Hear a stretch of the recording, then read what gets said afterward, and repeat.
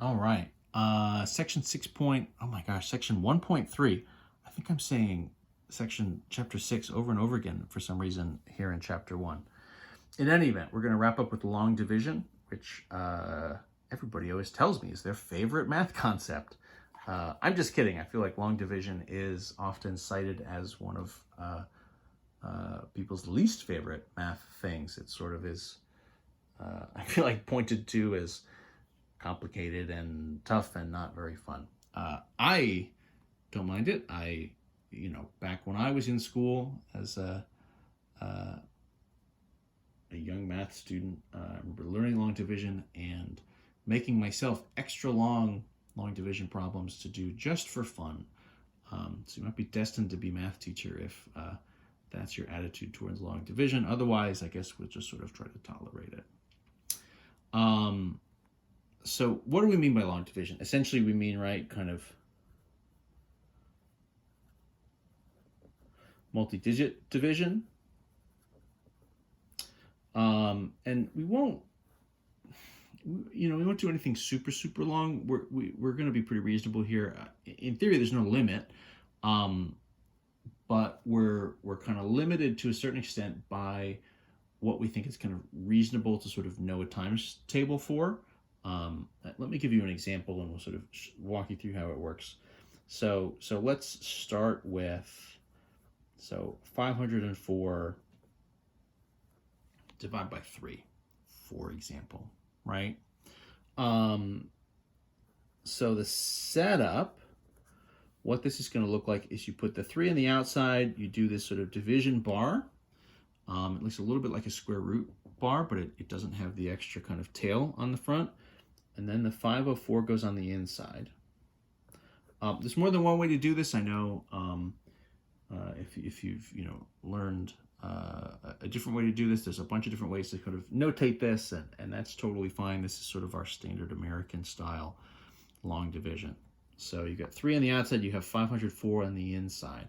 And what we're going to do, sort of contrary to what we were doing in almost every kind of multi-digit addition, subtraction, and multiplication, we kind of started from the ones and sort of worked our way up in place value. We're actually going to sort of start with the 5. We're going to start here in the hundreds and work our way down to something smaller and smaller. The question we're trying to answer ourselves, right, is how many 3s can I sort of fit into 504, or in some sense, how many 3s can I subtract away from 504? So what we're going to do is we're going to work this one from the left to the right. And so I'm going to say 3 just going into 5. I'm just going to look sort of one digit at a time.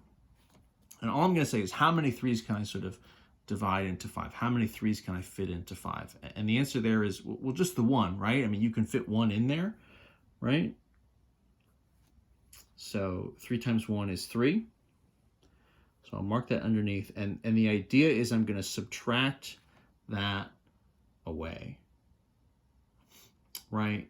So I can fit 1 3 into 5. I need, to either hit 5 on the nose or have anything less than that. I can't do 2 because I would be 6 and I would be sort of over, right? And this is sort of a 500, and so I'm placing a 1 directly above the 5, and that's counting for me in my answer as a 100, right? So this is really 100 3s going in. So I'm really, in some sense, subtracting 300 away from this 5, which would leave me with 2. So 5 minus 3 is 2.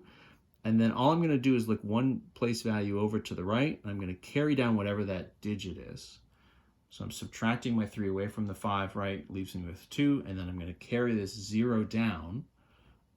And so now my next round of this is going to be looking and saying, how many 3s can I fit into 20? And the key here, right, what's going to make this work is the answer to that question should be somewhere between 0 and 9. If I do one of these steps and then say how many 3s can I fit into such and such a number, and I get anything that's bigger than 9, what that means is I could have fit 1 more 3 into the previous round, and I should sort of go back and redo it. So in this case, right, 3 goes into 5 once is 3, right? If I subtract that away, I'm left with the 2. 2 goes down and I get 20. So how many 3's can I fit into 20? It doesn't go in exactly right. 3 times 7 would be 21. So I must need 6. 3 times 6 would be 18. And then the idea is I'm going to subtract it off. So that's sort of right, a 6 in that tens place. This is sort of a 180. This 20 is really a 200, right? We're not doing the full expanded form here. We're sort of using this long division as a shorthand. So, okay, 20 minus 18. I know the difference there is going to be 2. In theory, that's right, kind of a subtraction where I'd be borrowing. I'm kind of running through that just a little bit more quickly, but in theory, that's there, right? You'd say this is a 2, and you're sort of carrying, right? So 0 becomes 10. 10 minus 8 is 2, and you're borrowing from the 2 is 1. And so our last digit, once we get down to the ones place, we're going to bring this 4 down, and what happens here is we've actually hit a number on the nose, right? How many 3's can I fit into 24? I just said 3 times 7 is 21, but 3 times 8 would be 24, kind of right on the nose. So that's 24, and so what's happening is this is lined up perfectly, that I've kind of gotten right all the way hundreds, tens, down to the ones place, and the subtraction is sort of wrapped up perfectly. So this goes in what we would say, it sort of goes in evenly. It goes in sort of, directly on a number without any kind of leftovers. So the result here is your number up top is 168. So you can check it. You could do 3 times 168 and see if it checks back to the 504, right? That's the idea. But this is sort of not the kind of number we'd be able to just come up with off the top of our head. Any of the division we did before, those sort of quick examples, right, were all things that we were sort of coming up with pretty much in real time. This is longer, and it sort of gets this more sort of drawn out process, but it really kind of is this repeated subtraction, right? How many 3's go into this value, and then you sort of subtract them away. We sort of go, in this case, from the sort of biggest place values down to the smallest. Let's do another example, and I'm going to pick one.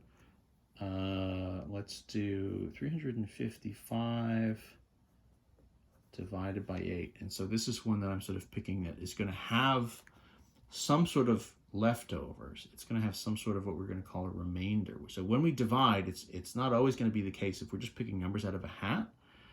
It's not the case that they'll divide evenly. And in fact, if we just pick numbers out of a hat, probably most of the time they won't. So let's look at the setup here. Frame. So 8 on the outside, right? 355 on the inside.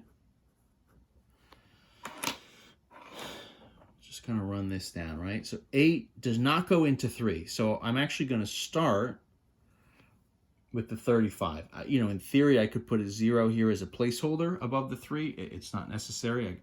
I've done it now, I guess, so that's there. But I won't really use that in my final answer. So 8 does not go into 3. It does go into 35. It'll go in there 4 times, right? 8 times 4 would be 32. So I'll mark 4 up top, and then 8 times 4 would be 32. If I subtract, right? 35 minus 32, so this should be something that's less than 8. It is, that's just 3. And then I carry down my next number, which is 5 again. So I'm actually getting the same sort of multiplication set up. So how many 8s will go into 35? And it's like, well, the same as it was just a minute ago, which was 4 of them. So that would be 32. And then if I subtract, what happens now is I'm left with 3, but I'm out of numbers, right? I've run out of digits. We'll see later on, there's a number of different ways once we get into fraction type problems or decimal type problems. There's sort of different things that we can do here, different ways we can kind of write this answer. But at this point, we've essentially just run out of runway. We don't have any more numbers left. And so 3 is what we call the remainder, right? It's the leftovers. And usually what you would sort of do is you kind of mark it as, 44. Sometimes you just see R3, which sort of stands for the remainder. We'll have a couple different ways to kind of notate this in the future, but for now, we're just going to use this sort of remainder notation. It's not the best, but you know, it's sort of what we got, and it'll sort of do in a pinch until something better comes along. I said we're a little limited here in terms of, you know, what's reasonable. So dividing by single digit stuff is, you know, reasonable, 3s and 8s. I want to do one. Let's do 3,709 divided by 12. I'll divide by a 2-digit here just so you can kind of see it.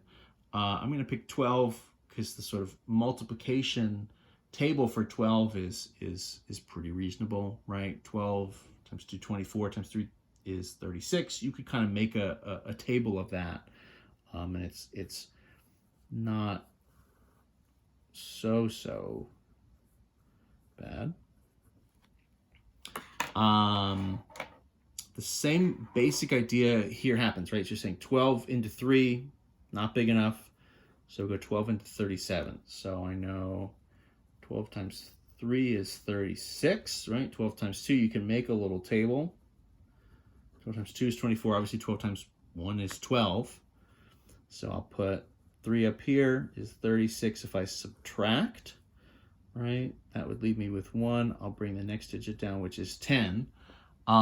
What happens here now, and this is in some sense maybe more likely to happen as your number out front gets bigger and bigger, is what's left over here is 10. It needs to be at least 12 to fit one of them in there. So what's going to happen here is I need to just do a 0 as a placeholder, right? So 12 does not go into 10. That's not big enough. And then I'll bring down the next digit, which is a 9. And so now I'm looking at 12 into 109. So now I'm kind of at the whole other end of the spectrum here for my sort of multiples of 12. I know 12 times 10 would be 120. If I then sort of work my way backwards, so 120 minus 12 would be like 108. So that would be 12 times 9. And that actually would do it, right? 12 times 9. So that must mean 9 up here. 12 times 9 is 108. So if I subtract, I have 1 left over as a remainder. So the result here, 3,709 divided by 12, right? So split up into sort of, 12 pieces, however we want to think of this. What the result here is 309, right? Kind of remainder 1. 1 is the leftovers. Right, so this division, sort of, thinking of this again, sort of repeated subtraction, think of it as sort of splitting a larger number into sort of equal-sized chunks, right? And so, that kind of happens here. You have 3,007 and 9, who knows what, ball bearings or something, right? You're trying to divide them up into 12 bins. You're trying to sort of get them evenly sort of distributed. So you say, how many ball bearings should be in each bin? Well, it turns out you can do it evenly if you put 309 in each bin, but you're going to have this sort of 1 ball bearing left over in the end. So maybe, you toss one in and one of them's got 310 and the rest have 309, right? And that's the basic idea. So there you go. That's long division. That's the end of section 1.3. So we'll see you next time for section 1.4.